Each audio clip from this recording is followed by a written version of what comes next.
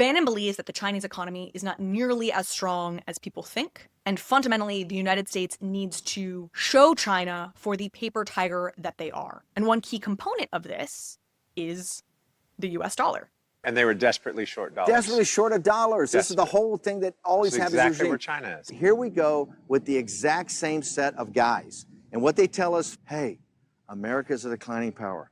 China's a rising power. And I look at it, it's the exact same thing. They have an economy with no dollars. Here's the point I make to them. How about this?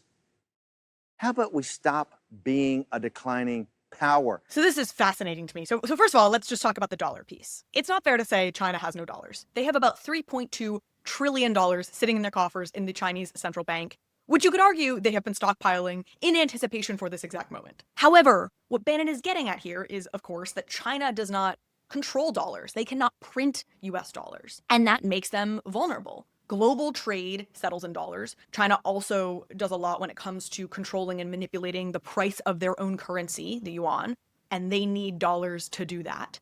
And markets are all about perceptions, right? So even though China has a tremendous number of US dollars, if this trade war goes on for a long time and the market perceives that China is burning through its reserves of US dollars, its stockpile of US dollars, it could be very destabilizing for the Chinese market. But then let's talk about the second part of what Bannon is getting at here, this piece about how about America just stops being a declining power.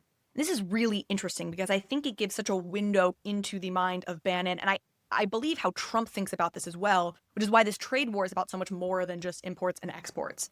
It's fundamentally this idea that America needs to be a super aggressive, exerting its power kind of strongman, and Bannon sees the United States as having abdicated or downplaying its own strength.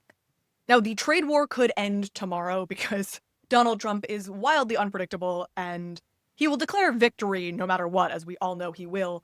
But my sense, and I think the world's sense, understanding Xi Jinping to the extent that we do and Donald Trump to the extent that we do, is that both of these men are prepared for this to be a long-haul fight. And it is two men who are not going to easily step down, which is nerve-wracking because it is going to be a pretty devastating economic war that hopefully doesn't turn into a kinetic war and into an actual war. It's going to be pretty devastating for poor people and working class people in both the United States and China.